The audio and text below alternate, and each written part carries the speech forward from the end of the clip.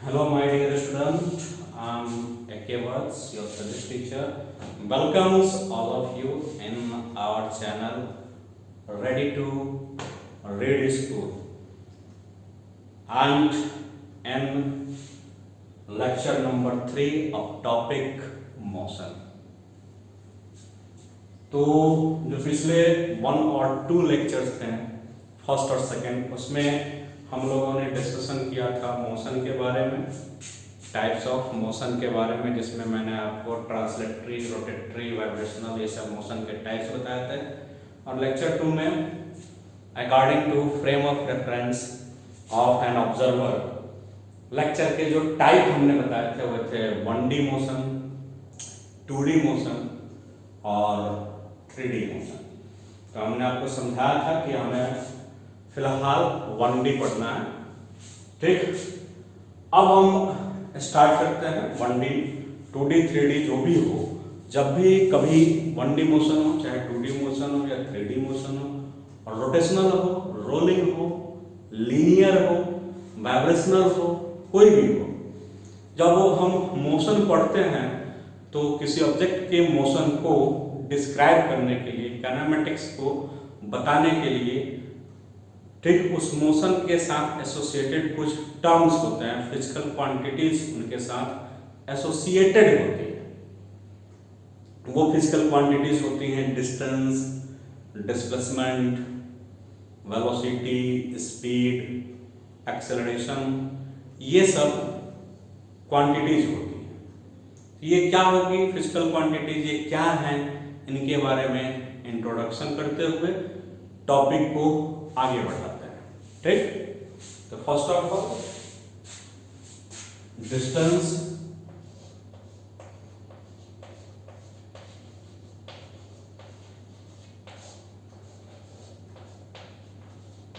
और डिस्प्लेसमेंट, ये सब आप पढ़ते हुए आ रहे हैं। लेकिन फिर से एक बार, डिस्टेंस क्या होता है, ठीक। डिस्टेंस और डिस्प्लेसमेंट, इन दोनों को हमें डिस्कस करना है। तो डिस्टेंस क्या होता है, डिस्टेंस क्या होगा, total length of path, length of path traveled by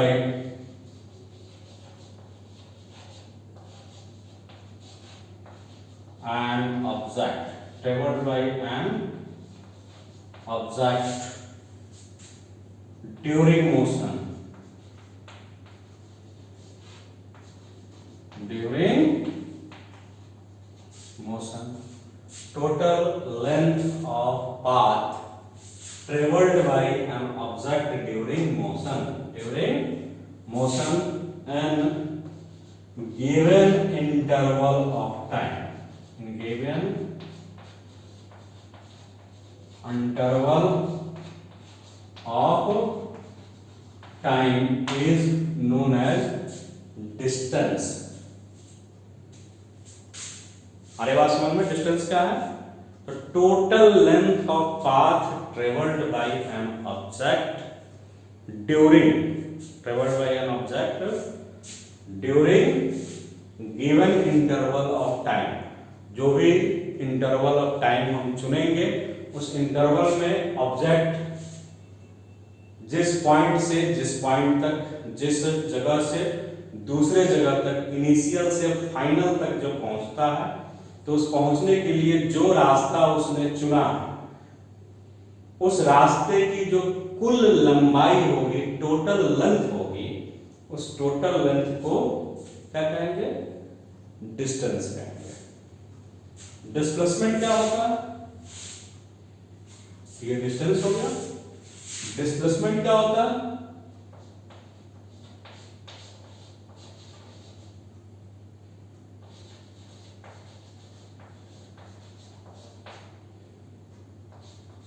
क्या होता है भाई displacement,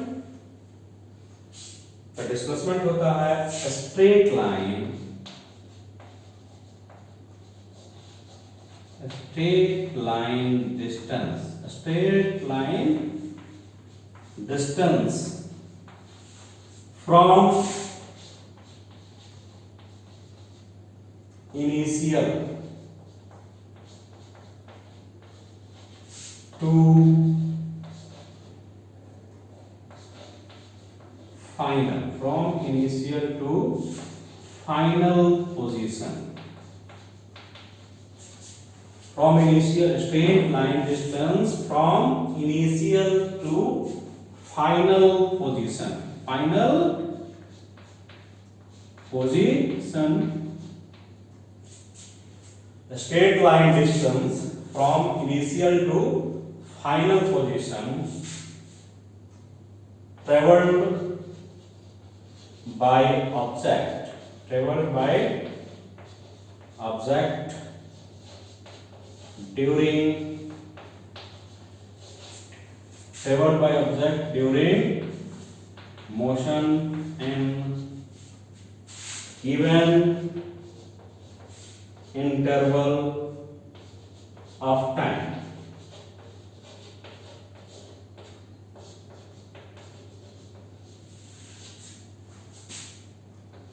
Even object moves on that path or not. ठीक, straight line distance from initial to final position, initial to final position traveled by object during motion in a given interval of time, in a given interval of time, even object moves on that path or not, even उस path से object गया हो या नहीं गया हो उससे कोई लेना देना नहीं, चाहे वो जिस रास्ते से गया हो. डिस्प्लेसमेंट स्ट्रेट लाइन डिस्टेंस होगा फ्रॉम इनिशियल टू फाइनल. एकदम सीधा अर्थ है, एकदम साधारण तरीके से कहा जाए. लेट्स सपोज कि आप मोशन कर रहे हैं तो आपसे क्वेश्चन कहा जाए, पूछा जाए कि आप चले कितना है. चले, चलना, ट्रेवल करना, तो जो इसका आंसर आएगा वो आपको दूरी बताएगा, डिस्टेंस बताएगा. और आपसे पूछा जाए कि आप दूर कितना है, तो आप दूर कितना है, ये जो आएगा, इसका जो जवाब आएगा, इसका जो आंसर आएगा, वो क्या बताएगा, तो वो आपको बताएगा डिस्प्लेसमेंट. आ रही बात समझ में? ठीक, तो क्या करिए, ये डेफिनेशन पहले नोट कर लीजिए, फिर आगे इसके बारे में डिस्कस करते हैं. ओके, तो समझ गया डिस्टेंस क्या है. डिस्टेंस है किसी मूविंग बॉडी के कारण, मूविंग ऑब्जेक्ट के कारण चले गए रास्ते की कुल लंबाई, इसको क्या कहेंगे, डिस्टेंस कहेंगे. कुल लेंथ, टोटल लेंथ. और डिस्प्लेसमेंट क्या होगा, तो डिस्प्लेसमेंट होगा स्टार्टिंग पॉइंट से जो एंडिंग पॉइंट होगा, मतलब स्टार्टिंग एंडिंग का मतलब इनिशियल से फाइनल. इनिशियल का ये कतई अर्थ नहीं होता है स्टार्टिंग, और फाइनल का एक कतई अर्थ नहीं होता है कि एंडिंग. ध्यान रखिएगा, इनिशियल का अर्थ होता है कि जब हम किसी ऑब्जेक्ट को ऑब्जर्व करना शुरू करते हैं, ऑब्जर्वेशन स्टार्ट करते हैं, तो उस ऑब्जर्वेशन के समय उसके साथ जितनी प्रॉपर्टीज एसोसिएटेड होती हैं उसको इनिशियल कहते हैं. और जहां हम ऑब्जर्वेशन बंद करते हैं उस समय जो जो क्वालिटी हम लेंगे उसे फाइनल कहेंगे, जो जो प्रॉपर्टीज लेंगे उसे फाइनल कहते हैं. ठीक है, आगे बढ़ते हैं. को समझने के लिए एक एग्जांपल लेते हैं. जैसे कि कोई एक शहर हो A और कोई एक एंड पॉइंट हो B. तीन दोस्त को A से B जाना था. तीन दोस्त को A से B जाना था. राम ने A से B जाने का रास्ता ये चुना. किसने चुना? तो राम ए से बी गया कुछ इस प्रकार से, और अपने कार या बाइक के स्पीडोमीटर में देखा तो उसे मालूम चला कि वो टोटल 30 किलोमीटर गया। दूसरा रास्ता श्याम ने चुना ए से बी जाने के लिए। ये शहर सी होके गया, ये मान लेते हैं शहर डी होके गया, ए से बी पहुंचा वाया ए। किसने चुना? श्याम। 2 एरो इसलिए दिया हूं, ये दूसरा पाथ सिलेक्ट किया। श्याम ने अपने स्पीडोमीटर में देखा तो देखा कि जो आया हमारे पास वो आया 20 किलोमीटर। और मान लेते हैं तीसरा जो दोस्त हो, सपोज करते हैं हनुमान हो, इंडियन मेथोडोलॉजी के हिसाब से भगवान हनुमान, तो उन्होंने ए से सीधा जंप मारा और सीधा पहुंच गए बी। तो ये तीसरा, हालांकि नहीं मिला किसी का भी नाम, राम श्याम मोहन। मोहन ने क्या किया कि ए से स्ट्रेट लाइन चला और चलते चलते बी पहुंचा। ये दूरी उसके स्पीडोमीटर में जो रिप्रेजेंट हुआ वो मान लेते हैं कि 15 किलोमीटर हुआ। अब उन तीनों कंडीशंस में अगर आपके लिए राम के लिए पूछा जाए डी फॉर डिस्टेंस, डिस्टेंस कितना? राम के लिए, श्याम के लिए और मोहन के लिए। तो डिस्टेंस क्या होता है? तो डिस्टेंस होता है चले गए रास्ते की, चले गए पाथ की कुल लंबाई, टोटल लेंथ। तो राम कितना चला है? तो राम चला है 30 किलोमीटर। अगर राम का ही डिस्प्लेसमेंट पूछ दिया जाए, डिस्प्लेसमेंट एस से, वेक्टर होता है मोड लगा के, डिस्प्लेसमेंट का मैग्नीट्यूड पूछ दिया जाए कितना, तो राम चला तो 30 किलोमीटर है, बहुत चला है, उधर सी पहुंचा है, ए से सी गया है, सी से चलते चलते बी पहुंचा है। तो राम चला 30 किलोमीटर है, लेकिन वस्तुतः रियलिटी में दूर कितना है? तो दूर है 15 किलोमीटर। इसका मतलब इसका डिस्प्लेसमेंट कितना होगा? 15 किलोमीटर। क्या राम उस रास्ते से गया है जिस रास्ते से मोहन गया था? बिल्कुल नहीं। तो वो जाए या ना जाए, राम चाहे जिस रास्ते से जाए, डिस्प्लेसमेंट क्या होगा? तो डिस्प्लेसमेंट होगा straight line distance from initial to final, और वो होगा आपका 15 किलोमीटर। ये छोटी छोटी बातें हैं जो आपको हमेशा दिमाग में बैठा कर रखना है।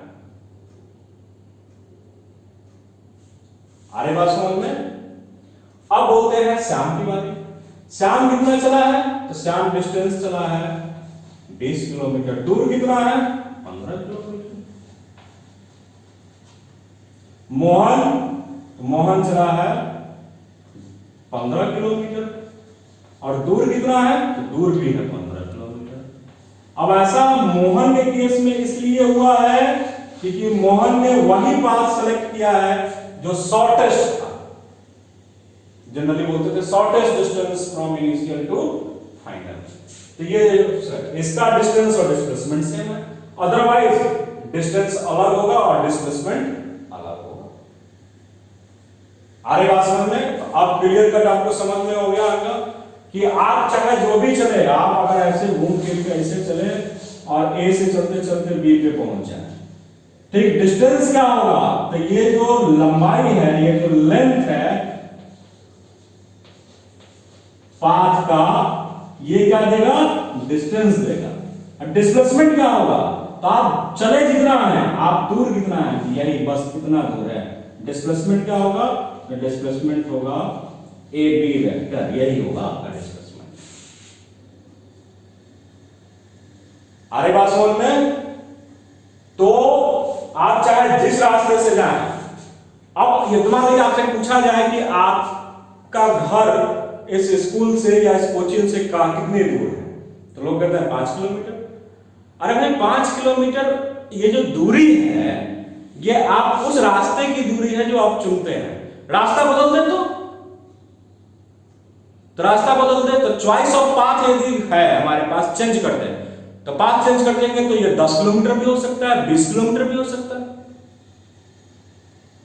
अब आपसे कहा जाए बोर्ड के इस कॉर्नर से इस कॉर्नर तक का डिस्टेंस कितना है, मेरी मर्जी है ये डिस्टेंस मापने के लिए ये नीचे आए फिर ऐसे जाए ऐसे तिरछे चले जाए, तो हमारे लिए दूरी कुछ भी हो सकता है। तो दूरी डिपेंड करता है, डिस्टेंस डिपेंड करता है चॉइस ऑफ पाथ पे। आप पाथ बदल देंगे डिस्टेंस बदल जाएगा, लेकिन डिस्प्लेसमेंट चॉइस ऑफ पाथ पे डिपेंडेंट नहीं होता है। इस बात को ध्यान रखिएगा, डिस्प्लेसमेंट जो होता है is independent from choice of path. Displacement हमेशा क्या होता है, यूनिक होता है।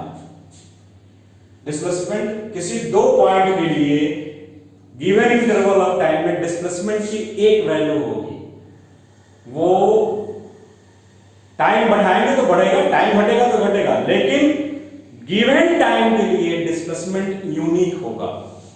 ठीक, चॉइस ऑफ पाथ पे डिपेंडेंट नहीं होता, लेकिन डिस्टेंस चॉइस ऑफ पाथ पे डिपेंडेंट होता है। आप ए से बी कैसे जा रहे हैं, किस रास्ते से जा रहे हैं, डिस्टेंस इस पे निर्भर करेगा।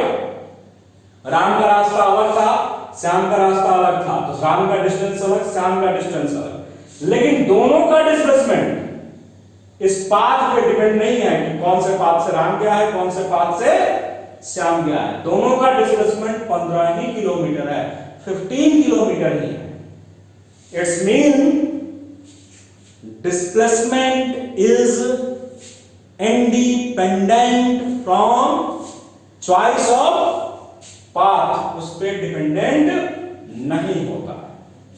हो गया? तो उसके नीचे जो लिखे हैं नोट करिए, ये चीजें समझना बहुत जरूरी है।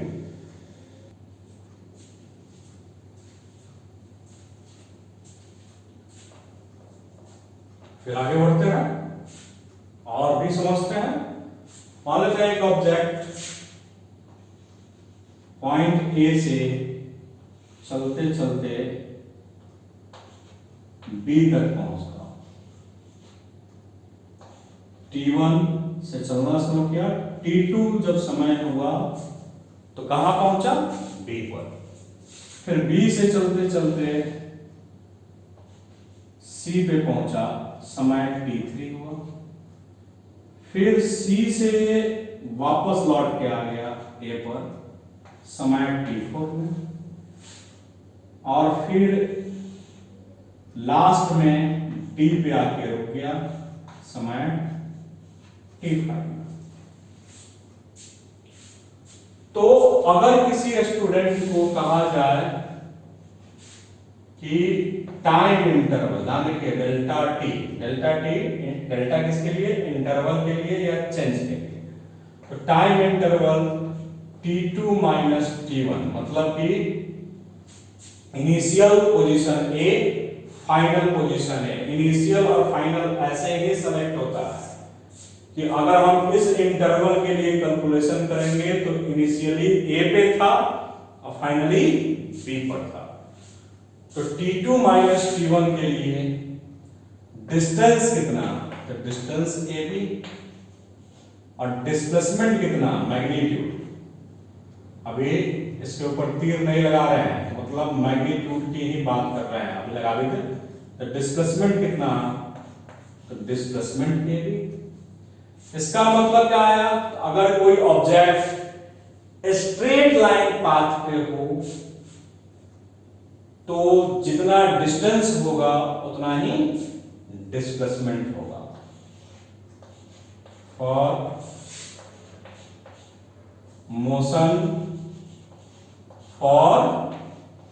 Motion on straight line path,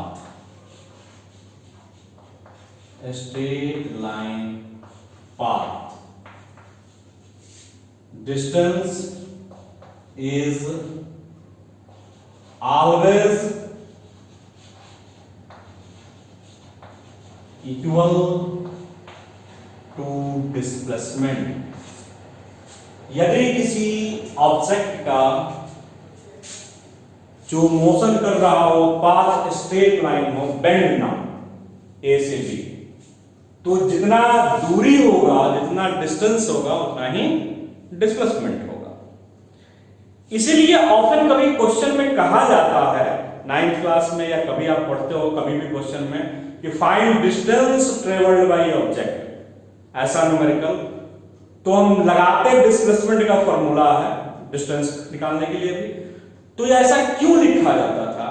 तो उस कंडीशन में हम मोशन कौन सा पढ़ते थे? Straight line. अगर मोशन स्ट्रेट लाइन नहीं होगा तो क्वेश्चन में ये लिखा रहेगा कि फाइंड डिस्प्लेसमेंट। तो इस बात को ध्यान रखिएगा, स्ट्रेट लाइन मोशन होगा तो जो हम डिस्टेंस कैलकुलेट करेंगे वही डिस्प्लेसमेंट होगा।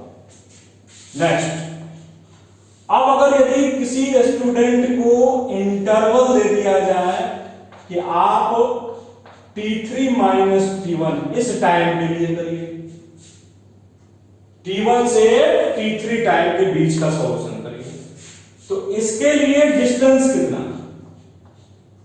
तो initial position A, final C, तो कितना चला है? तो A से B पहुंचा है, फिर कहां गया है?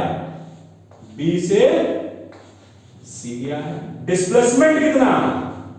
तो डिस्प्लेसमेंट होता है बेटा straight line from initial to final. तो इस केस में इनिशियल क्या है? A, अब फाइनल क्या है?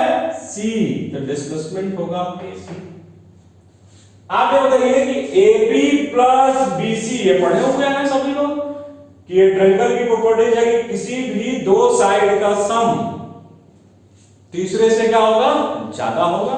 इसका मतलब कि डिस्प्लेसमेंट जो होगा कम होगा, डिस्टेंस ज्यादा होगा, और इस केस में डिस्टेंस डिस्प्लेसमेंट के इक्वल है। तो ये दोनों केस पढ़ने के बाद ये चीज समझ में आई कि डिस्टेंस डिस्प्लेसमेंट से हमेशा या तो ग्रेटर देन होगा और या तो इक्वल होगा। छोटा होने का तो सवाल ही नहीं पैदा होता, क्योंकि सबसे छोटा जो डिस्टेंस होगा, सबसे जो शॉर्टेस्ट डिस्टेंस होगा, उसी को डिस्प्लेसमेंट कहते हैं। जिसका मतलब क्या आया यहां से रिजल्ट? इन दोनों केस को पढ़ने के बाद रिजल्ट आया डिस्टेंस जो होता है ऑलवेज बी ग्रेटर देन और इक्वल टू डिस्प्लेसमेंट। या तो होगा, या तो डिस्टेंस डिस्प्लेसमेंट से ज्यादा होगा या उसके बराबर हो सकता है। ठीक, कब बराबर होगा? एक ही केस में स्ट्रेट लाइन पाथ पे, अदरवाइज हमेशा ग्रेटर देन होगा। ओके, चलिए अब तीसरे स्टूडेंट को टाइम इंटरवल दे दिया जाए सेलेक्ट करके कि t4 माइनस t1 के लिए कैलकुलेशन करिए, मतलब t1 सेकेंड से t4 सेकेंड के बीच के लिए। तो t1 सेकेंड इनिशियल टाइम जो था वहां पे ऑब्जेक्ट कहां था? तो वहां पे ऑब्जेक्ट A पे था, और जब समय t4 हुआ तो फिर से कहां है? A पर है। तो इस केस में डिस्टेंस कितना होगा? तो चला कितना? तो A से B गया, B से C गया और C से A आया, ये डिस्टेंस होगा। बट डिस्प्लेसमेंट कितना? इस केस में डिस्प्लेसमेंट कितना? तो straight line distance from initial to final, लेकिन जब समय t4 है तो ऑब्जेक्ट वही है जहां पे पहले था, वापस आ गया है A पर, वापस आ गया है, तो डिस्प्लेसमेंट कितना? 0। अब ये जो हम केस पढ़े, ये जो कंडीशन हमने पढ़ा यहां पे, इससे हमारे पास क्या रिजल्ट आया? इससे हमारे पास ये रिजल्ट आया, ठीक, for a given interval, given, तीसरा point, for a given interval of time, distance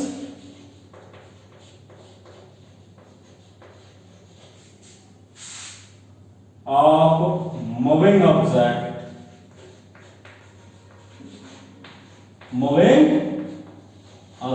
never be zero, but किंतु परंतु लेकिन but displacement can be zero. तो किसी सेलेक्टिव इंटरवल ऑफ टाइम के लिए कोई ऑब्जेक्ट यदि मूविंग है, मोशन कर रहा है, तो उसका डिस्टेंस कभी भी जीरो नहीं हो सकता, बट डिस्प्लेसमेंट जीरो हो सकता है। नेक्स्ट, डिस्टेंस कौन सा क्वांटिटी है, चाहे इंटरवल हम चुन लें। For t5 minus t1 distance कितना, डिस्टेंस a से b, b से c, c से a and after a to b। Displacement कितना, displacement minus ad। Minus ad ये इंडिकेट करता है, या वेक्टर आ गया, ध्यान रखिए इसका मॉडुलस हटा दिए, तो माइनस साइन वेक्टर में क्या इंडिकेट करता है, तो माइनस साइन इंडिकेट करता है कि डायरेक्शन जो है एडी डिस्प्लेसमेंट की वो इनिशियल डायरेक्शन से क्या है, अपोजिट। तो डिस्प्लेसमेंट निगेटिव लिया जाता है, लिया जा सकता है, क्यों, क्योंकि वो वेक्टर क्वांटिटी है और ये स्केलर क्वांटिटी है, ठीक। can't be negative but displacement can be, ये ध्यान रखिएगा, ये नेगेटिव साइन किसको रिप्रेजेंट करता है, डायरेक्शन को, डायरेक्शन वाइज रखेंगे, ठीक। ये जो मैंने चौथा केस बताया है, इसमें थोड़ा और क्लियर कर देता हूं इसको, इसके लिए मैं इसको मिटा देता हूं और फिर लिखता हूं, ध्यान से सुनो। अगर कोई ऑब्जेक्ट A से चलते चलते B तक पहुंचे 10 मीटर डिस्टेंस तय करते हुए, और फिर इसी पाथ पे वापस आ जाए, इसी पाथ पे वापस आ जाए C तक 7 मीटर या 4 मीटर तक, तो डिस्टेंस निकालते समय कितना, तो AB प्लस BC जो कि आएगा 14 मीटर। लेकिन जब हम डिस्प्लेसमेंट का कैलकुलेशन करेंगे तो आएगा A से C। A से C का मतलब क्या हुआ, AB में से किसको माइनस, माइनस इसलिए करना है क्योंकि जो सेकंड डिस्प्लेसमेंट है वो फर्स्ट के अपोजिट है, तो जब कैलकुलेशन करेंगे तो इससे पहले कौन सा साइन आ जाएगा, माइनस साइन आ जाएगा, तो इसको घटा देंगे, घटा के आएगा कितना आपका 6 मीटर, ठीक। आई होप दैट, मैं आशा करता हूं कि आप अब इसको समझोगे कि डिस्प्लेसमेंट में निगेटिव साइन से क्या अर्थ है, ओके, समझ गए। तो इन पॉइंट्स को क्या करना है, आपको नोट कर लेना। तो जो नेक्स्ट लेक्चर होगा, लेक्चर नंबर 4, उसमें मैं आप लोगों को डिस्टेंस और डिस्प्लेसमेंट से रिलेटेड जो क्वेश्चंस आते हैं, बहुत बेसिक आते हैं या बेसिक क्वेश्चंस हैं, उनकी प्रैक्टिस करेंगे 2-3, ठीक। थोड़ा बहुत है जो क्वेश्चंस हैं जो प्रीवियस ईयर नीट में आए हुए हैं, जेईई मेंस में तो आते भी नहीं है, तो जो नीट में आए हुए हैं, जो जनरल स्कूल एग्जामिनेशन में भी पूछे जाते हैं, तो थोड़ा सा प्रैक्टिस करेंगे बस बेसिक, और फिर आगे बढ़ेंगे वेलोसिटी और स्पीड, एवरेज वेलोसिटी और एवरेज स्पीड पढ़ेंगे। तब तक के लिए आप सभी लोगों का धन्यवाद। Thanks a lot all of you for watching me and our channel Ready to Read School.